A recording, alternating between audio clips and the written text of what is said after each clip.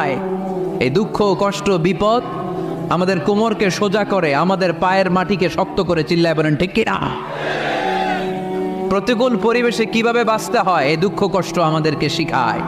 এজন্য মুমিন বান্দার বৈশিষ্ট্য হচ্ছে দুঃখ কষ্ট বেদনা জ্বালা এগুলোতে সে আপসেট হয় না, সে হাল ছেড়ে দেয় না, সে ভরসা রাখে একজনের উপর। চিল্লায় বলতে হবে তিনি কে? কারণ মুমিন জানে রাত্রি যত গভীর হয় অন্ধকার তমানিসা ভেদ করে সুবহে সাদিক হয়। মুমিন জানে গর্ভবতী নারীর পেটের ব্যথা যেই দিন বাড়তে থাকে ওই দিনই নতুন মেহমান আগমনের সময় ঘনাতে থাকে।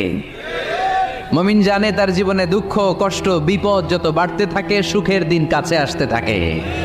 এজন্য মুমিনের হারাবার কিছু নেই। ইন্না মাআল উসরি ইউসরা, ইন্না মাআল উসরি ইউসরা। নবী হে, কষ্টের পরেই আছে আনন্দ, দুঃখে